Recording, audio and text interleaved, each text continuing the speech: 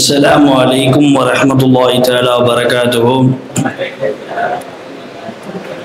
الحمد لله رب العالمين والعاقبة للمتقين والصلاة والسلام على خاتم النبيين وعلى آله وصحبه أجمعين أما بعد.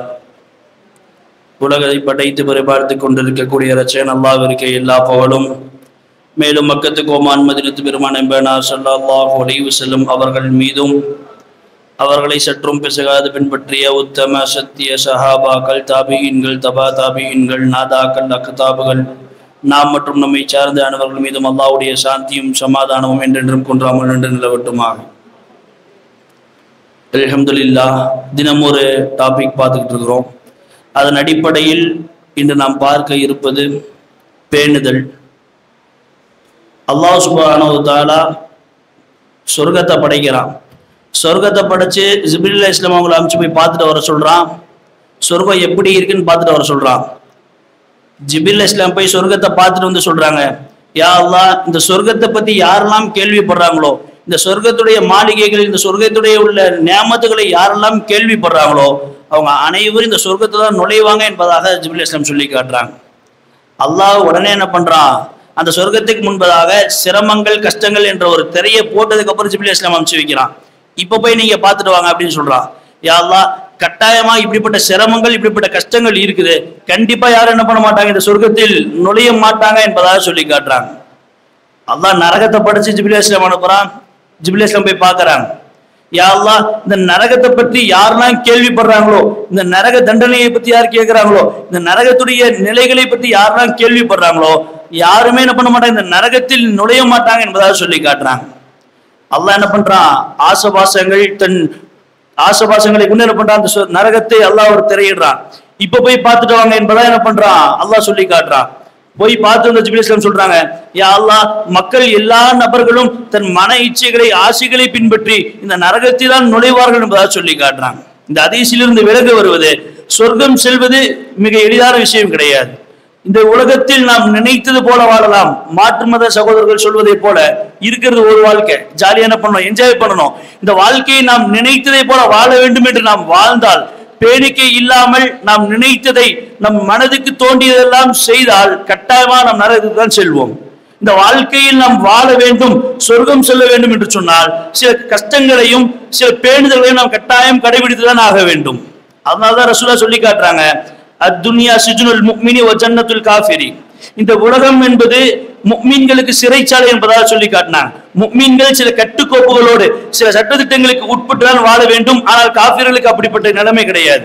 அவங்க தன் நினைச்சதை செய்து கொள்ளலாம். அவர்களுக்கு எந்த ஒரு கொள்கைகளும் எந்த ஒரு கோட்பாடும் இல்லை. அவங்க நினைச்சத மாதிரி செஞ்சு அவர்கள் இந்த உலகம் தான் அவர்களுக்கு சொர்க்கமாக காட்டப்படுது. அதான் ரசூலுல்லாஹி ஸல்லல்லாஹு அலைஹி வஸல்லம் சொல்லி காட்டினாங்க. இந்த பேணுதல் என்பது நாம் இருந்தால் மட்டும்தான் சொர்க்கம் நுழைய முடியும். ரசூலுல்லாஹ் சொல்லி காட்டுறாங்க, கைரு தீனிக்கும் அல் வரா, உங்கள் இபாதத்துகளிலே உங்கள் மார்க்கத்திலே மிகவும் சிறந்தது பேணிக்கை என்பதாக சொல்லி காட்டுறாங்க. எல்லா சஹாபாக்களும் ரசூல் ஸல்லல்லாஹு அலைஹி வஸல்லம் பேணிக்கையாக தான் இருந்தாங்க. சஹாபாக்கள்ல எல்லாம் என்ன பண்ணாங்க, ரொம்ப எல்லா விதமான விஷயங்களும் பேணிக்கை இருக்கு. உணவில் பேணிக்கை இருக்கிறது, நம் கண் பார்வையில் பேணிக்கை, எல்லா விஷயங்களும் பேணிக்கை என்பதுதான் தலைத்துவமானது என்பதாக சொல்லி காட்டுறாங்க. இயல்பாகவே பேணிக்கை பெண்களுடைய விஷயத்தில், இந்த நறுமணம் பேசக்கூடிய விஷயத்தில் பேணிக்கை இருக்குது. ரசூல் ஸல்லல்லாஹு அலைஹி வஸல்லம் சொல்லி காட்டுறாங்க.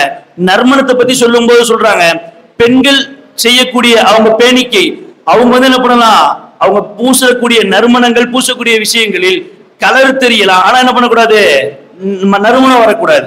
பெண்கள் அணியக்கூடிய பெண்கள் பயன்படுத்தக்கூடிய எந்த பொருளும் என்ன பண்ணக்கூடாது, மனம் வரக்கூடாது. அதெல்லாம் கண்ணு பண்ணிக்கலாம், கலர் வந்துக்கலாம். மருதாணி இந்த மாதிரி என்ன பண்றாங்களா இல்லையா, ஃபேஷியல் இல்ல என்ன பண்ணலாம், அவருடைய விஷயத்தில் கலர் தெரியலாம், ஆனா என்ன பண்ணக்கூடாது, நறுமணம் வரக்கூடாது.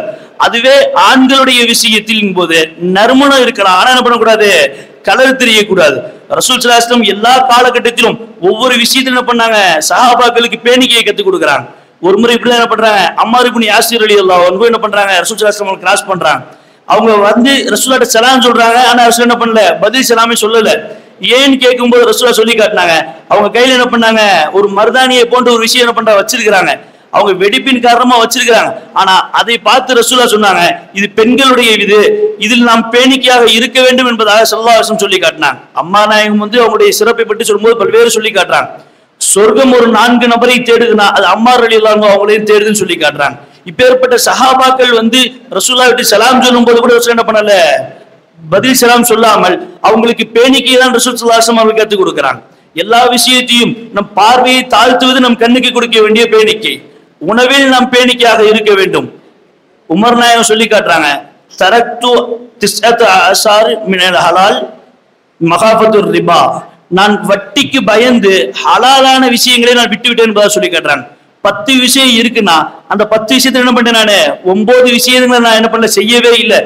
ஏன் காரணம் கேட்கும் போது இது ஹராமா இருக்குமா, இது ஹராமா இருக்குமா, அதே மாதிரி அவங்க ஒவ்வொன்றையும் யோசிச்சு ஹலாலை கூட அவர்கள் தவிர்த்து வாழ்ந்தார்கள் என்பதாக சொல்லப்படுது.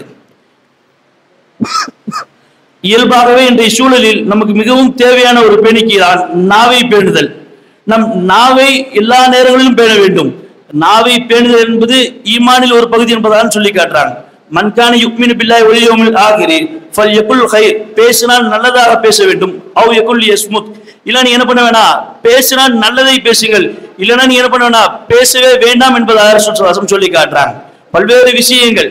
எவனொருவன் 2 தாடைக்கு மத்தியில் உள்ள இந்த நாவை பேணி இந்த நாவுக்கு எவன் கேரண்டி கொடுக்கிறானோ அவனுக்கு சொர்க்கத்தை நான் கேரண்டி தரேன் என்பதாக ரசூல் ஸல்லல்லாஹு அலைஹி பண்றாங்க, சொல்லி காட்டுறாங்க.